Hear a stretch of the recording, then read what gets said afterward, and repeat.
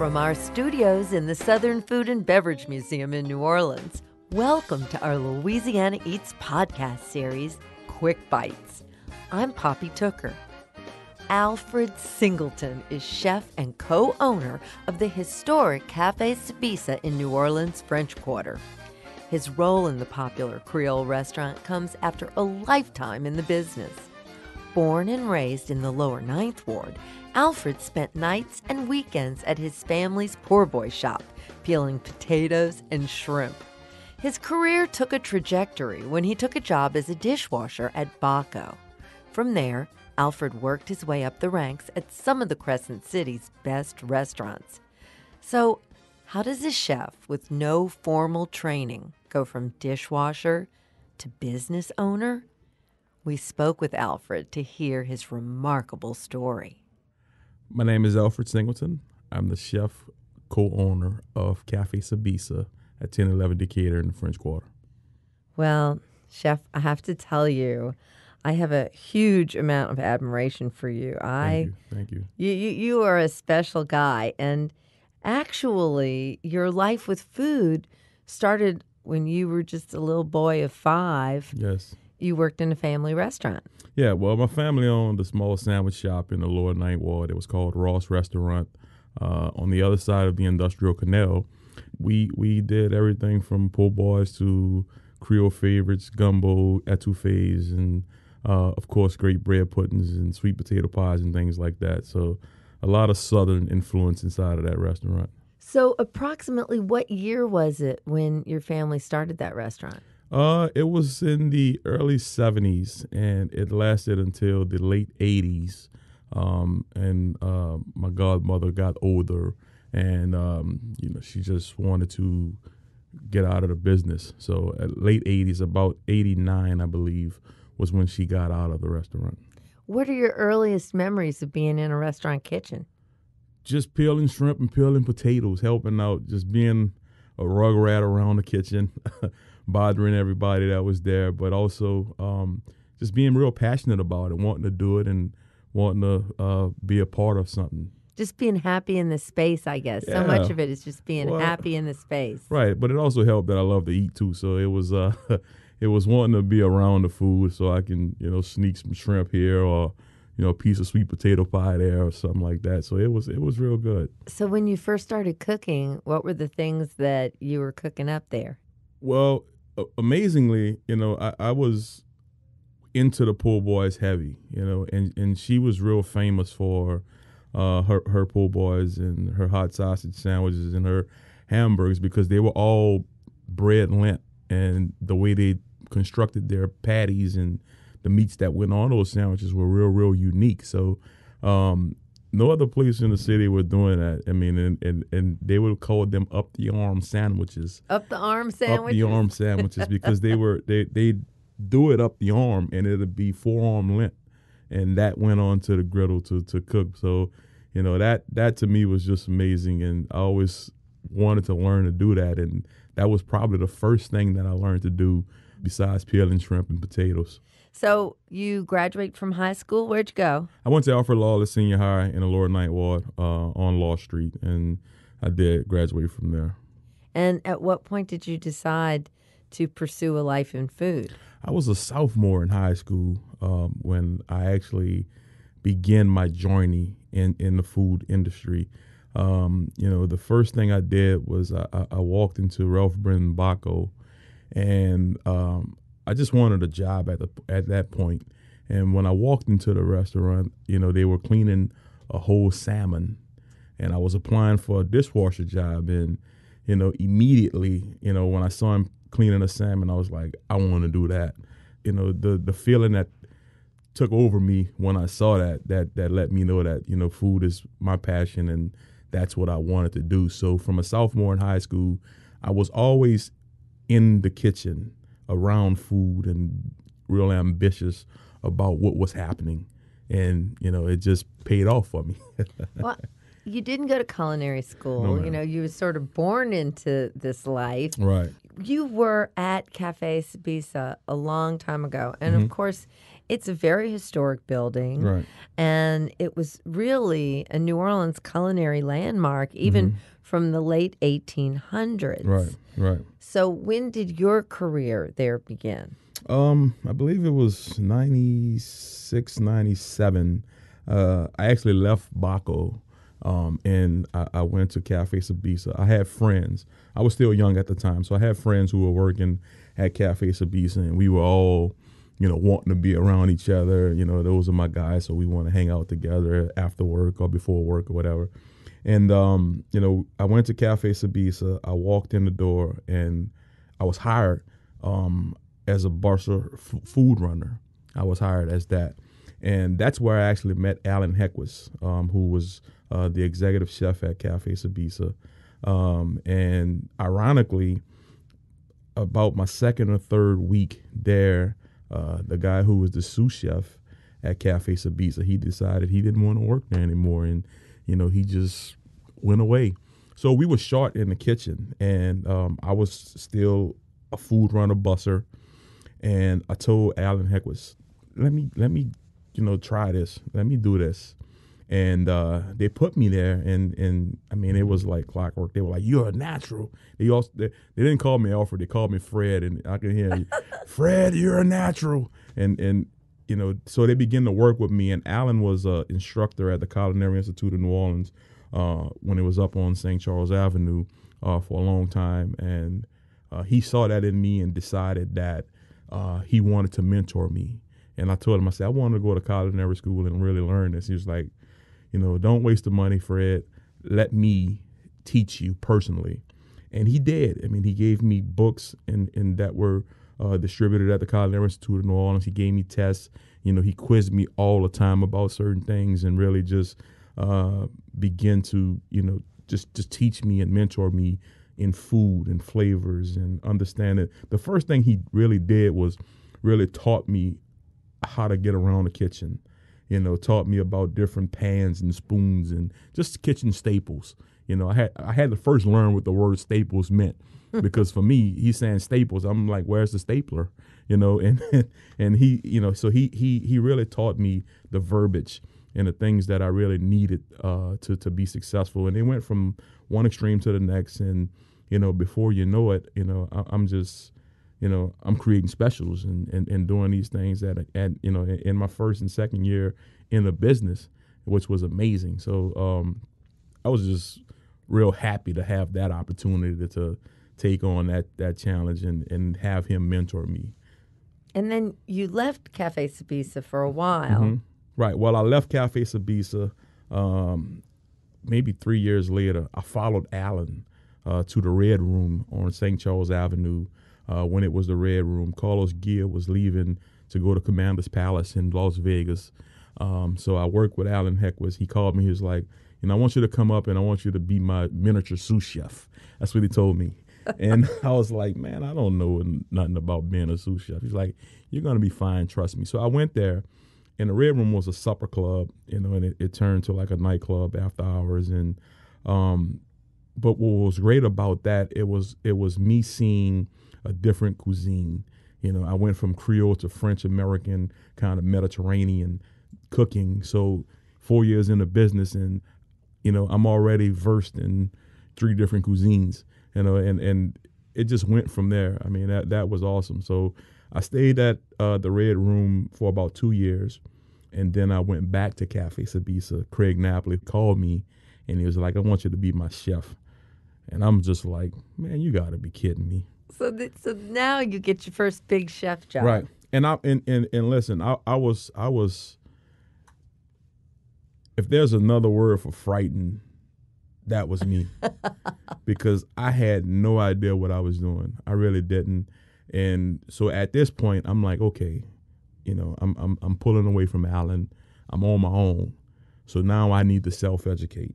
I need to read books. I need to buy books. I used to drive my wife crazy with, the way I was buying cookbooks and things like that, because I knew I had to get it, because now it's like, okay, you're at the top. You're the guy. So you have to really, impress and you have to put your money where your mouth is. It took me a long time to understand the business, the operational side of the business, the numbers and the labor and the food costs and ordering pars and, just managing that. It took me a while because, I was just like, okay, let's order it, let's sell it. And it is what it is. I didn't understand how to do competitive buying and set a market basket or challenge the purveyors and salespeople to give me the best price that they possibly can give me. And that's where I had Craig Napoli, who took some time to show me, like, no, you go to them and tell them they need to give you a better price. And if they don't give you a better price, you're going to someone else. And, so Craig Napoli was influential on the business side and the numbers and really being, inspired by me and believing in my craft. But, when I left there, I went to the Dickie Brennan family, which, that's the first family of food in this city. I spent some time working for Dickie and that family and just the values and morals that they instill in you when you work for them. Those really pay dividends in your path to success. So I was blessed and fortunate enough to work around a lot of great individuals. The people who took personal time with me to really teach me the craft, saw some things in me that I didn't see in myself, and just told me to stick with it.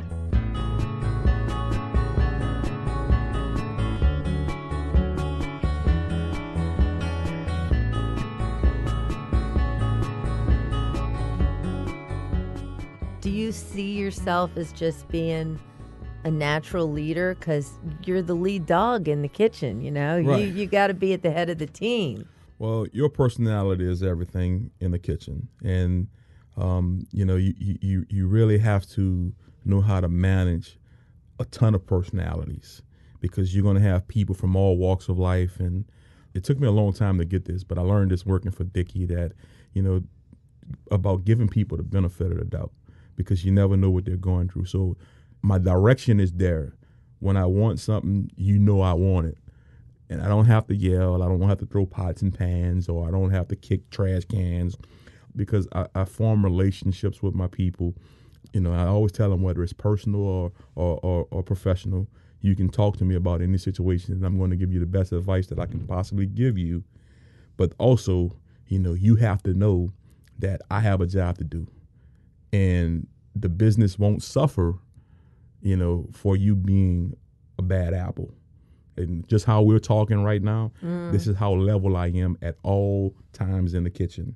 It doesn't matter how hectic it gets, I'm this level and, that's it. And they respect that, so, that's kind of, my style of management and it's helped me, maintain. I really have very minimal turnover in the kitchen because, of those relationships. Yeah, it's a pleasure to work for someone like that. I know it is. It's funny, I started off working in restaurants in my late teens and early 20s. Mm-hmm. And I always just think back to when I knew I had to take a different path. Right. And that was when I was pushed into a management position.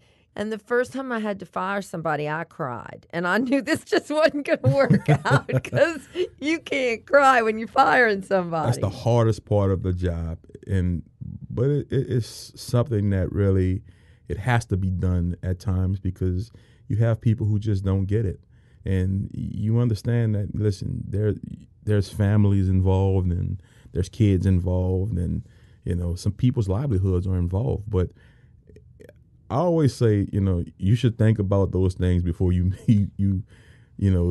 take action and they negatively affect your job, But it takes a lot for me to fire someone, And I always tell people, listen, I don't fire people; they fire themselves, and I'm going to do everything that I possibly can to make sure that you have a job.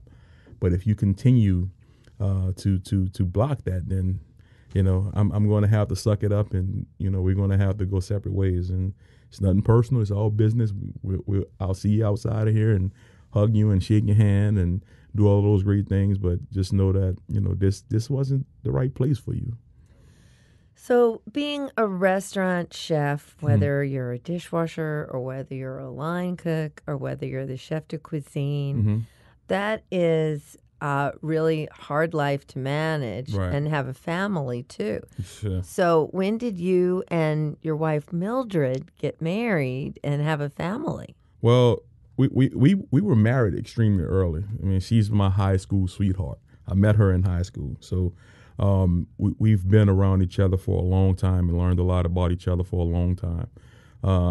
I couldn't see life without her, without my family. So we were married in 1999, and I was in the industry at the time, and I was working 70 hours a week, and doubles on weekends, and at one point where I wasn't making a whole lot of money, I picked up a second job. So there's been a lot of hours that were spent in the restaurant business, and she's been there to back me up.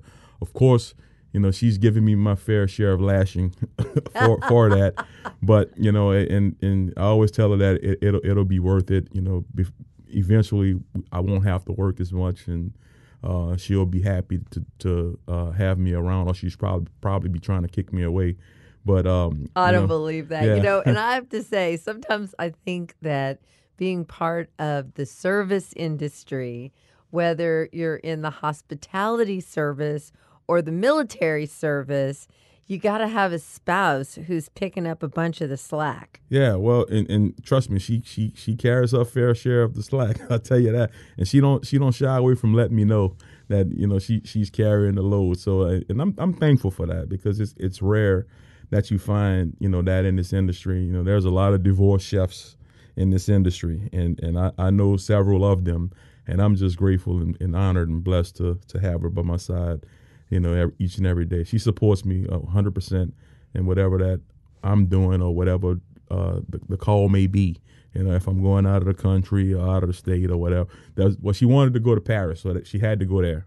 But anywhere else, because you've gotten to do a lot of very exciting travel Right. and TV things. Yes. What are some of the things that you've gotten to do through your life in food? Well, my first actual trip, it came through the Southern Food and Beverage Museum here. We were invited to Medellin, Colombia for Otro Sabor. We got to tour that great city and great country and see that. But, I also was able to, fortunate enough to travel to Paris, France, where we cooked at the ambassador's residence over there. We were invited to Dijon for the 414 festival in Dijon. So we did that. We toured Switzerland.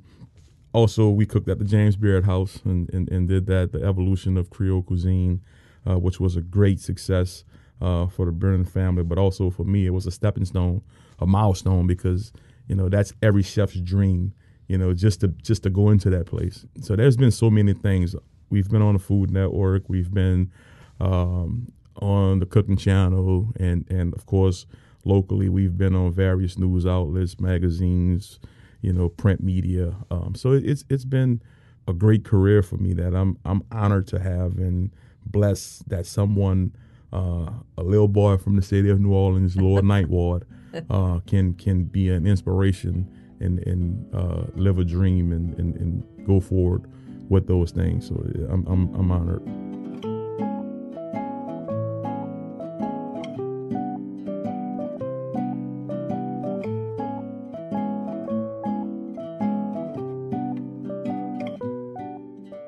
So now you have your own restaurant. You're a partner in a restaurant. Right. You'd been working for Dickie. You were working in other restaurants. What made you decide that Caf Sbisa needed to be reopened and you were just the man to do it, along with your friend Craig Napoli? My wife, for the longest, was pushing me, because she knew my passion for the business, and she knew, that I've made a ton of money for a lot of people. And I was just a worker. I was a chef. And she was always saying, like, you need to do your own thing. You need to open your own restaurant. And I used to always tell her, right now isn't the time. And I don't know if that was just fate or, God telling me to be patient, because something is going to come along for you that you won't be able to turn away.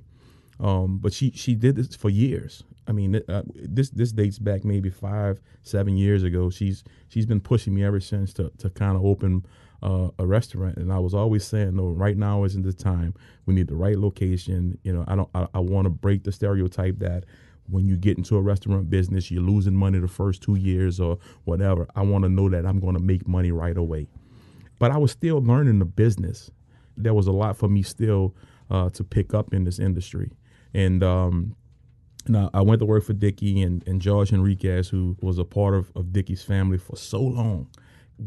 We began to connect, and also he began to teach me a lot of numbers as well. So about, let's say, 8 months ago, I was approached by Aaron Dirks, who at that point in time owned the business at Sbisa. And he's a big businessman, and he has a whole lot of projects that he's working on. And he said, man, listen, I got your number from Steve Pettis, who is a part of the Dickie Brennan family. And he's like, Steve really believes in you, and he thinks you'll be a great person to take over Sbisa. And I was like, wait a minute, man. Caf Sbisa? He's like, yeah. I was like, okay. Let's sit down and talk about this. So we got together, we talked, and I asked him about Craig Napoli and where he was. And he was like, Craig is doing seafood, and, he's dealing with his properties uptown, and that's it. He just owns the building, and he has nothing to do with the business. And I said, well, let's set up a meeting, because I knew the relationship that I had with Craig Napoli, and I knew that, if this was going to work, then I'd need him, to be a part of it. So we had meetings, and we agreed on a deal. And, I was just like, whoa, this is really happening. I'm about to own a restaurant. At what point did you go home and say, Mildred, dear, I have a restaurant now? Well, after the first meeting, I went home and we were talking, and I was like, I might be going into business with a guy who owns Caf Sbisa. And she was like, just pray about that. She was like, pray about that. And I did. And it took me a long time to make the right decision, but, I'm a man of faith. And I believe that God won't put me in any position to do anything that, I can't handle. So I prayed about it, and I made a decision, and we went there. And the next meeting, I actually took her to the meeting, and we met at La Madeleine on St. Charles and Carrollton. And we went, and, we were talking, and I just agreed. I was like, okay, let's do it. So we did it. Unfortunately, Aaron got out. So it became myself and Craig Napoli. So we just divided that 50-50. And I feel like, what? I think that was for the best, because we had the best relationship, and we, have a special connection with each other. So all that praying worked, you see. It did. It did. So we decided in July that, we were going to take it, and we went in, and we just knew we had to close to renovate to get it back to where it was. But, we did that and spent 4 months renovating that building, and, having our dates pushed back, because the original date was August 20th. Well, anybody knows that the original dates never date. Right. Well, we actually had a party booked from the previous ownership that was booked for August 20th. And we weren't able to do that just because the building just wasn't ready. There was plumbing issues and painting and carpet, and, we had to get fire marshal stuff done. And anytime you're dealing with an old girl and the Vieux Carré Commission, you've got a basket full of issues. Yeah. So we spent a lot of time doing it, and finally we got it going October 5th. And I just remember walking into the building on October 5th that morning. And, there was still construction stuff everywhere. There was ladders, and there was painting that was being done, and, tables weren't really finished, and so much was happening. And I'm sitting here, and I'm like, man, I don't know.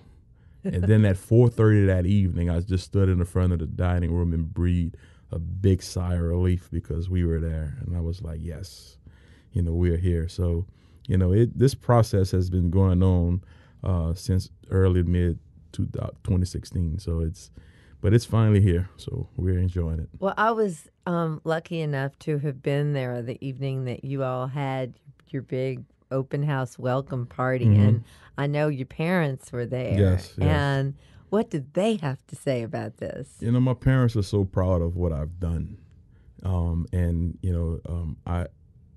I've kind of defeated the odds for an African American male in the city of New Orleans, of course.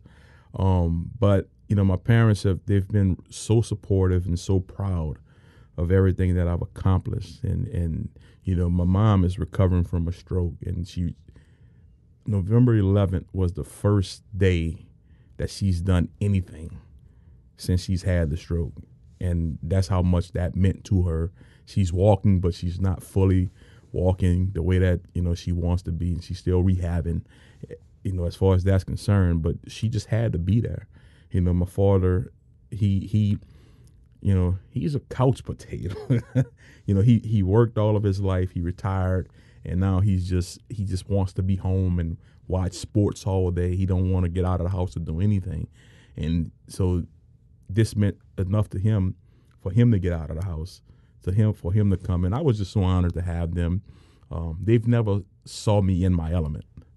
They've never saw me, as a chef, owner, or, professionally. Whenever I'm around, we're family, so we're all relaxed and things like that. So that was the first time that they've really ever saw me in my element. So I was just so excited. And my mom, she's a hard person to please. She doesn't like much, but what she likes, and that's it. Chicken is her thing. Chicken, like you do chicken any kind of chicken and crab. You do chicken any kind of way, stew it, fry it, bake it, broil it, whatever, or she'll love that. So she always say, man, you cooking that fancy 5-star food. I need 1-star food. That's what she always tells me.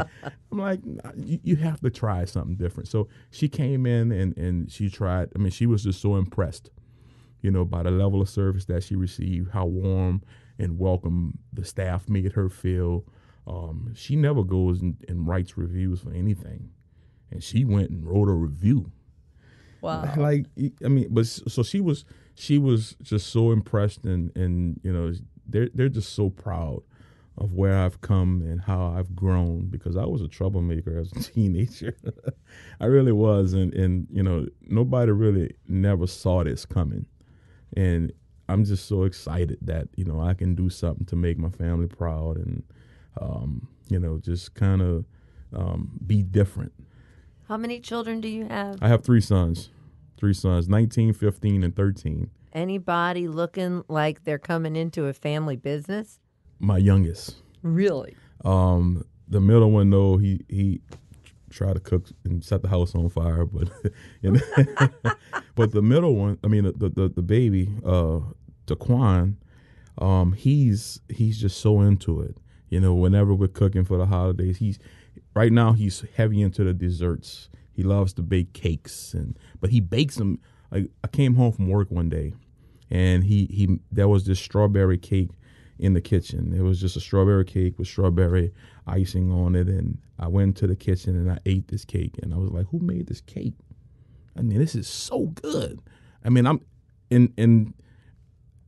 I really question a lot of things when I go places to eat, but this cake was here, and it was just so moist, so flavorful, so good.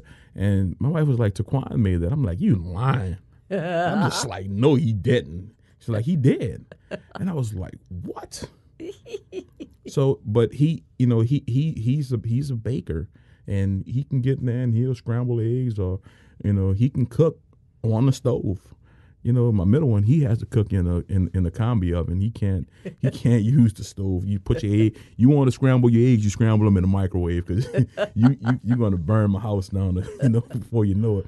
So, but the youngest one, he's just so hype and full of energy, and he's loving food. I had my oldest son working for me when we originally started the project, and he was there throughout the renovation process and through the beginning of the opening of the restaurant. And he just was like, the restaurant isn't for me. Mm-hmm. So he's driving trucks now, and, he's working for the Jefferson Parish, and, driving, to Baton Rouge and all kind of places with them. And, and I support that. I'm not going to make you do anything that you're not passionate about. or anything that you don't want to do, to make myself happy, Of course. but they all have their own niches. But my middle son has asked me, he turned 16 in January, so he wants a job now. Uh-huh. So I'm gonna give him a shot once he makes his birthday and see exactly how he feels about it. I mean, he asked me the night of the open. Was it the night of the open? He asked me that. He's like, "Can I get a job?" It's like, oh, really? So I mean, they're all I think at some point going to be in the business. So that feels good to know that my kids want to follow that. Well, who knows? Maybe you're going to have a middle one in the front of the house and the little one in the back of the house. That's probably what's going to happen, most likely. Yeah, because cooking that's not for the middle one, no, not at all. Well, congratulations, Thank you. Alfred.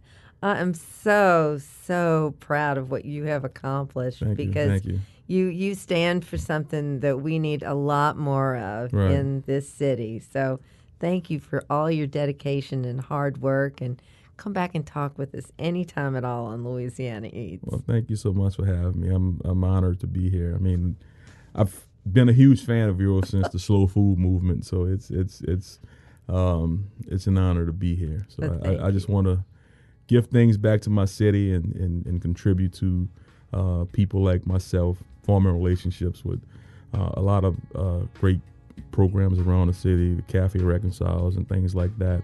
So people can really, hear my story and be motivated by it and move forward. So I'm honored to be able to do that.